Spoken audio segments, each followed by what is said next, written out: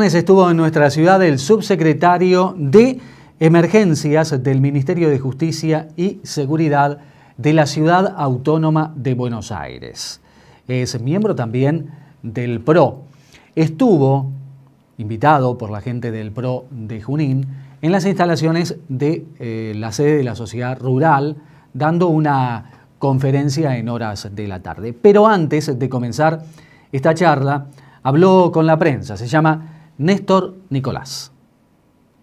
Nosotros, de alguna manera, nosotros en la Ciudad de Buenos Aires tenemos una estrategia basada en la planificación. Esto quiere decir que trabajamos desde que asumimos en imaginar todos los escenarios posibles y todas las amenazas posibles que acechan nuestra ciudad, y estas amenazas estaban, por supuesto, contempladas. Es decir, nosotros tuvimos digamos, como eventos meteorológicos importantes, inundaciones, y tuvimos también una ola de calor que afectó muchísimo la Ciudad de Buenos Aires. Estas dos amenazas estaban previstas. También, sabes, no tenemos otro problema, son las olas de frío, pero en el caso particular de la ola de calor, asociada con un colapso energético, y además a cierto nivel de inestabilidad social, obligó a la declaración del estado de emergencia en la Ciudad de Buenos Aires, que fue la única vez desde que estamos en gestión que lo declaramos. Sí, como digamos, las circunstancias fueron realmente importantes, y creo que hemos podido dar una respuesta a la situación. Creo que hemos podido mitigar el número de personas fallecidas a partir de este tipo de circunstancias que afectan y, sobre todo, más las padecen las personas más débiles y en general las personas añosas. Entonces ahí tenemos un tema que es la prevención. Otro concepto es el concepto de la mitigación. Es decir, si nosotros no podemos prevenir el hecho, porque por ejemplo no podemos prevenir que llueva mucho, porque es algo que ya está más allá de nuestra capacidad, ¿qué hacemos para lograr que ese efecto no sea tan importante? Entonces, ahí vienen obras, que es el tema de los drenajes, aumentar la capacidad de drenaje de agua, o de contención de ríos, o refuerzo de puentes. Acá ustedes tuvieron, creo que en el 2001, una inundación importante que se rompió el puente que estaba sobre la Ruta 7. Bueno, digamos, en la mitigación es pensar que esto puede volver a pasar y qué obras se van a hacer para impedir que se incomunique de esta manera la ciudad. Esta sería una obra de mitigación. Luego está la preparación para la respuesta. Es decir, nosotros podemos saber qué cosas pueden ocurrir en Junín. De todas las amenazas meteorológicas, antropogénicas, es decir, creadas por el hombre u otro tipo, pueden ser concebidas con anticipación y decir, bueno, ¿qué pasa si mañana aquí vuelca un camión que transporta amoníaco en la Ruta 7 y la nube hace que el viento meta esto dentro de la ciudad? ¿Qué vamos a hacer? ¿Qué sabe hacer la población con respecto a esto? ¿Qué medidas va a tomar? ¿Quién va a tomar la decisión? ¿Desde dónde se va a tomar? Hay un plan escrito, porque los planes únicamente son los que se escriben. Está escrito qué es lo que va a hacer cada uno y quiénes van a participar, con lo que hay, con lo que se tiene. Porque cuando uno se pone a ver, a veces hay muchas cosas en la ciudad, solo que hay falta de coordinación. Es decir, de pronto se sabe que fulanos tienen ciertos transportes, otros tienen algún grupo electrógeno que lo pueden aportar, y de pronto se puede armar alguna estructura. Eso es la preparación para la respuesta. Luego está la respuesta en sí, donde tiene que haber gente que tenga algún nivel de entrenamiento, que tenga algún nivel de capacitación y de puesta a prueba de ese entrenamiento. Y finalmente, cuando las cosas pasaron, entramos en una etapa de rehabilitación. Por ejemplo, si se produce una inundación que se va a quedar varios meses, bueno, estas personas dónde van a ser evacuadas, cómo van a hacer para volver a sus casas, etcétera, etcétera. Y finalmente la reconstrucción, es decir, volver a la situación anterior al incidente. Entonces, este es el concepto de gestión integral del riesgo, y sobre cada uno de estos aspectos hay mucho para hacer, y les sorprendería a ustedes saber con qué poco recurso se puede hacer esto desde el punto de vista económico, y cómo tiene mucho que ver el hecho de que un grupo de personas se ponga a trabajar en resolver estos problemas. No tiene más secretos. El Servicio Meteorológico Nacional, nosotros estamos avanzando mucho en este tema. El Servicio Meteorológico Nacional lo que hace es unir información que proviene de diferentes lugares. Junín, el mejor de los casos, lo que podría hacer es poner algunas estaciones meteorológicas automáticas en algunos puntos, pero nunca podría tener un verdadero servicio meteorológico. No olviden ustedes que el servicio meteorológico tiene información proveniente de satélites, tiene información de radares. Aquí supongo que el más cercano, imagino que debe ser el de Pergamino, digamos, de los que están ubicados, que no es del servicio meteorológico, sino que es del INTA, ¿no es cierto? Hay un proyecto de radarización del Servicio Meteorológico Nacional de aproximadamente unos 10 radares nuevos de fabricación del INVAP, es decir, fabricación argentina. Nosotros estamos en Buenos Aires a punto de adquirir un radar que es un radar que no tienen otras provincias, que es un radar de mayor penetración, pero nuestra idea es la siguiente: vamos a compartir todos nosotros la información.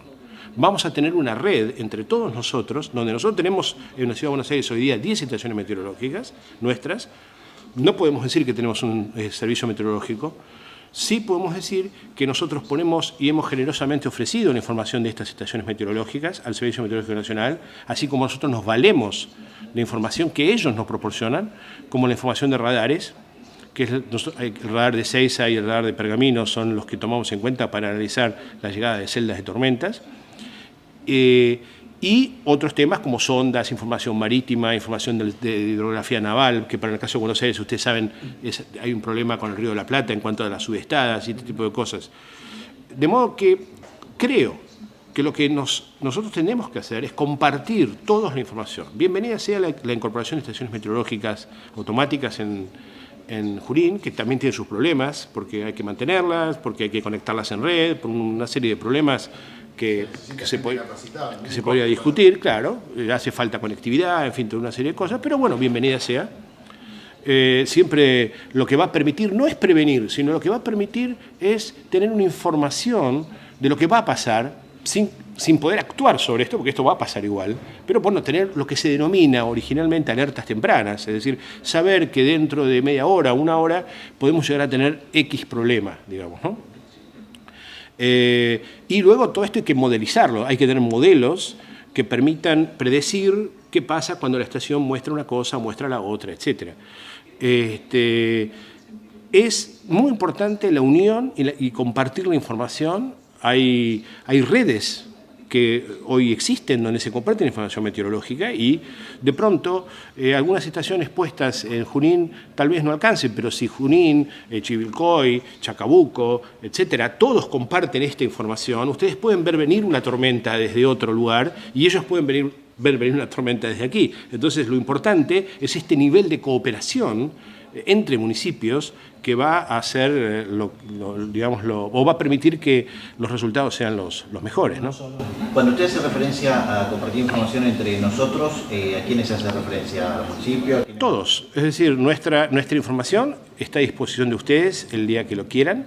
Me refiero a la estación, la información que tiene hoy la Ciudad de Buenos Aires proviene solo de 10 estaciones meteorológicas que están colocadas en la propia ciudad y en el conurbano bonaerense.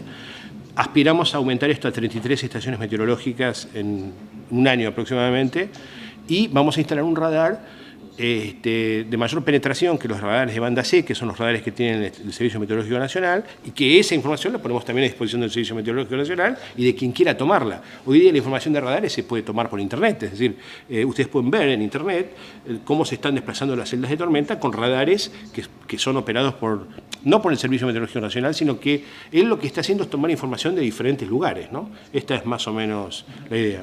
Una ciudad moderna tiene básicamente dos tipos de amenazas. Unas son las amenazas meteorológicas que señalamos, ¿no es cierto? Las lluvias, las tormentas, el granizo, la ola de calor, la ola de frío, como hechos meteorológicos en nuestra región. No hay, en Junín, a mi entender, no es relevante el riesgo de un evento geofísico, es decir, un terremoto, digamos. No es una zona de alta sismicidad, por lo tanto esta probabilidad es muy baja. No es cero nunca, pero es muy baja. Queda entonces, por fuera de esto, los que son los riesgos antropogénicos, es decir, generados por el hombre. Y el hombre genera estos riesgos en su actividad. Y aquí ustedes tienen los riesgos que trae aparejada la ruta. Yo desde que vine de Buenos Aires hasta aquí vi más o menos 20 y pico de carteles que decían basta de muertes en la ruta 7, digamos, no, es lo que pude ver. Y aparentemente hay una sensación de que hay un riesgo, digamos, porque por lo menos vi un movimiento en ese sentido, en carteles muy visibles. Entonces, cualquier colisión en la ruta, choques de micros, camiones, etcétera, son accidentes que pueden provocar muertos y están provocados por la mano del hombre. Luego, y mucho más si se transportan cargas peligrosas o si hay pasajeros en un colectivo, digamos, o en un micro. Luego están los incendios, las explosiones,